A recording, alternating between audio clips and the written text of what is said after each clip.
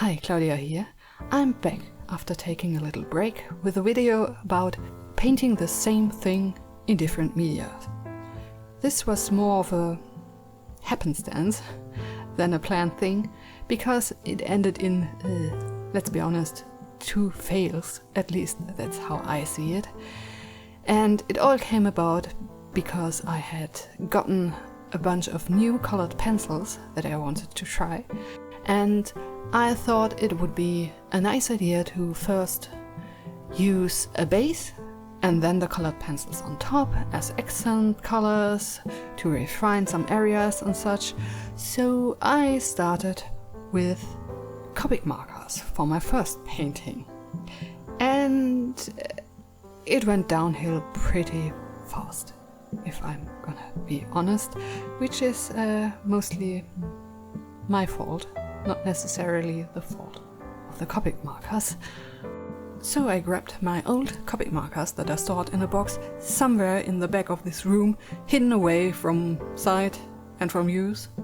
But I thought that markers and colored pencils on top might be a good combination, you know, just having a nice base of markers underneath and then using the colored pencil as, you know, get some accents on. You know, the combination of markers and colored pencils seemed like a good idea, and I think a lot of people do that.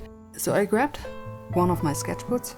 This is a watercolor sketchbook, and I have to say I haven't found the right paper for me to use with markers. I've tested a couple. I have the original Copic marker paper that I don't like because it's just too smooth and the Copic inks just slide around on top of it.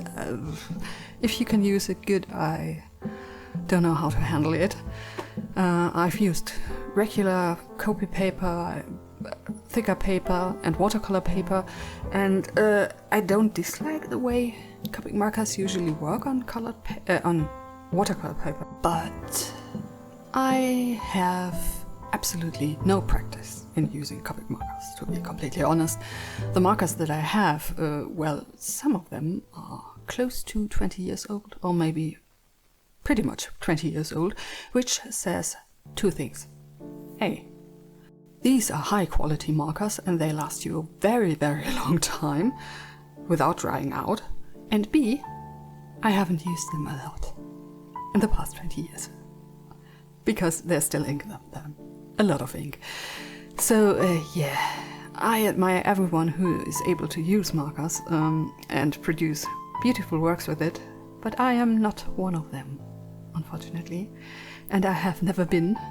Markers and I feel we don't go well together, which is also because I never really used them a lot, and I don't have a lot of experience, as I said, with markers. But you know, you can't be friends with every medium you use. I think that's just something you have to accept. And that's all right. That's all right. There are some mediums that work better for you and others that don't work as well.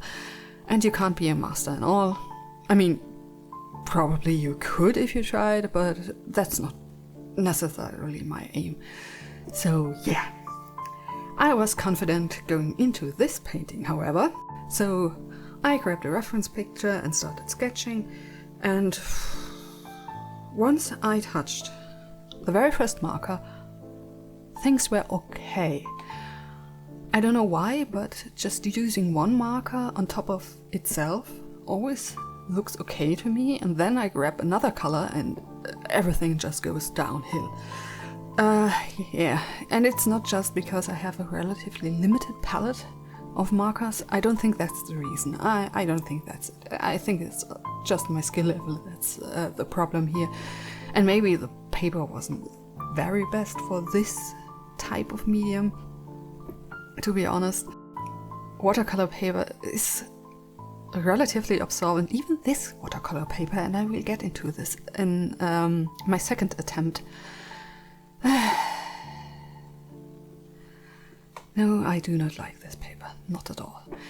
So watercolor paper is relatively absorbent, and that means it also absorbs the alcohol ink pretty extremely, not extremely, but pretty much what I want to say is that it absorbs a lot of the alcohol ink in the marker, and if you want to be conservative with your marker inks, then use a different paper, obviously, if it works for you. I don't know. I have trouble blending, I have trouble getting even layers, and as I said, I think it's mostly on me and not so much on the paper. So the face was okay, but the moment I started working on the hair, oh my, the hair is tragic. I cannot sugarcoat that, and I don't want to sound too negative. I tried to stop being negative about myself and about my art, at least in public. Whenever I post something, I don't want to just preface everything with, so here's an image I made and here are the ways I failed, here are the areas that I don't like, here's what I struggled with. I don't think that's good. I mean, you can absolutely mention some things that maybe didn't go as well as you thought they might, but just this beating down on yourself, I don't think that it's good, and I don't think that other people necessarily want to hear that, want to hear you being negative about yourself, especially because people from the outside, they always look at your artwork in a different light than you yourself do. So at least when you upload something, try to train yourself to be positive about it. At least as positive as you can be, or at least not be negative about it. And I think that maybe that will reflect outside of these platforms. You might upload your images just for yourself. I think that it's good to see mistakes you make. I think you can learn from that, absolutely. But you shouldn't be beating yourself up about it. Don't make yourself worse than you are about your artwork. Because most people can see the good in your artwork, can see something that you might not have noticed about it, that is nice and positive. And if I look at these two paintings I did here in this video, they aren't terrible, not at all. They are not the standard that I would like to have. They didn't go the way I would have wanted to, but as I said, they're not completely terrible. And after all, I'm showing them to you, so I can't be too embarrassed about them.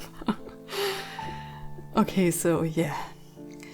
After I had laid down the basic layers of Copic markers, and I just thought, okay, that's as far as I can get with what I have, and I really don't want to work with markers anymore, I grabbed my colored pencils and tried to make the best of it, and I think I did improve this image. I think the paper is just a bit too textured for colored pencils to look really good on it. It's not smooth enough, and the colored pencil layers don't look as smooth as they could be. Once again, it's not terrible, but colored pencils on markers I think look best if they are relatively smooth as well, because the markers themselves, they don't have texture really, and they don't pick up on textured paper. So a smooth layer of colored pencil on top looks better than a textured layer of colored pencils, at least in my opinion. So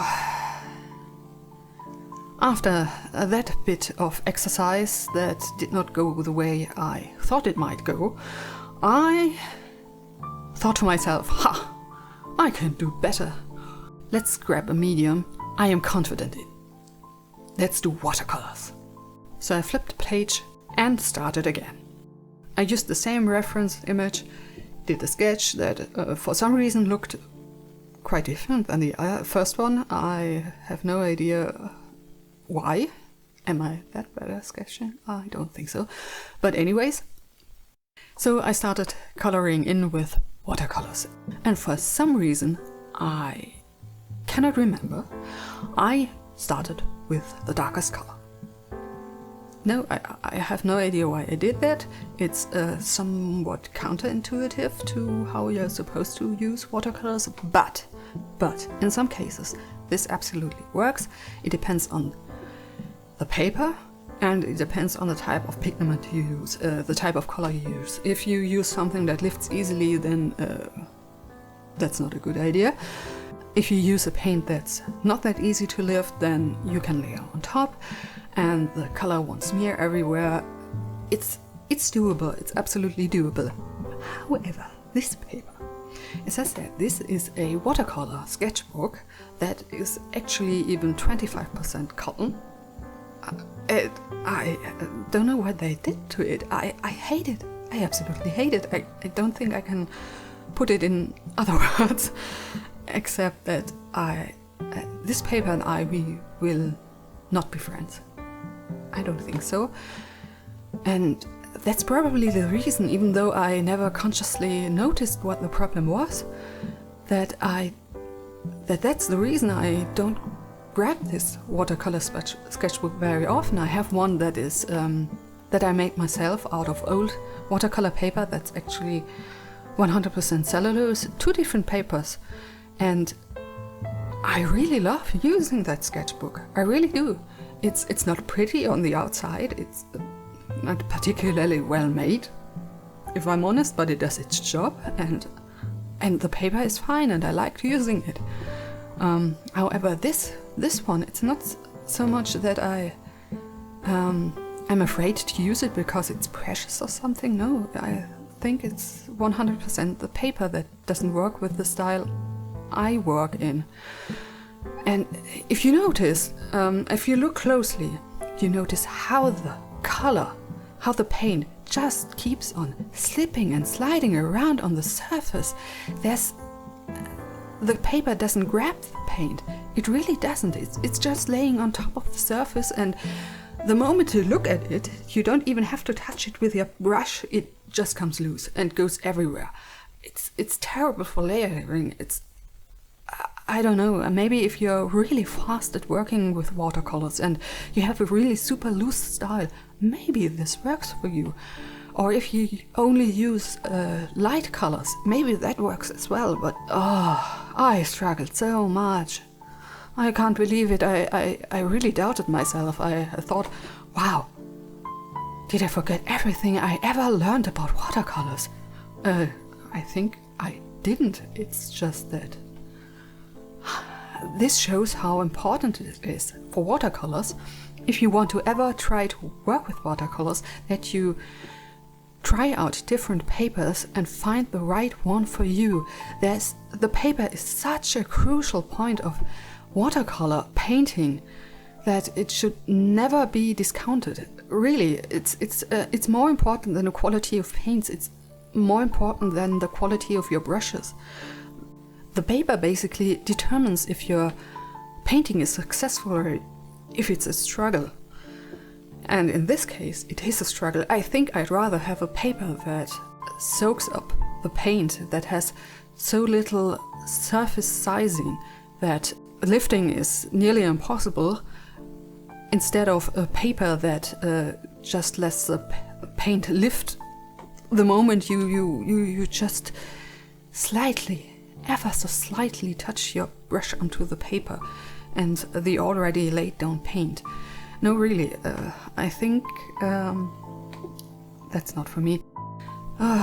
So yeah, so I tried to salvage this one as well with pencils, and yeah, it's once again, neither of the two are absolutely terrible, but I struggled a lot. I struggled with the marker side because I have little experience with markers, because I use them way too seldomly, because I have little experience with markers, because I really rarely use them, if at all, and I struggled with the watercolor side because the paper gave me problems. So yeah, let me try to think of something that's a bit more positive, because I was rambling about being positive about your artworks. So I think I learned something about this. I think I learned something about that Marcus and I don't know, maybe we're not meant to be, we need more time together if I really wanted to use them. Either that, or I just have to accept the fact that we're not going to be the best friends. It's not a medium I am particularly drawn to, and it's not a medium I think I strive to absolutely master. I think I will use them again for smaller stuff here and there. They have their uses, absolutely. I actually use my black marker regularly to just fill in larger black areas. They have their uses, they're not bad. It's not the marker's fault, it's my fault, and that's also something to take from this little experience, and that's okay. And the other thing that I have learned is that I have finally fully realized what I appreciate in watercolor paper. And that is something that I probably knew subconsciously, but never really thought about and put into words what exactly it is that I like.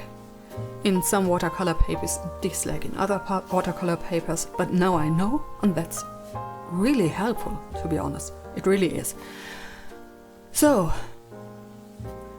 with that, I think I'm going to end my ramble here and leave you with a side-by-side comparison of these two images.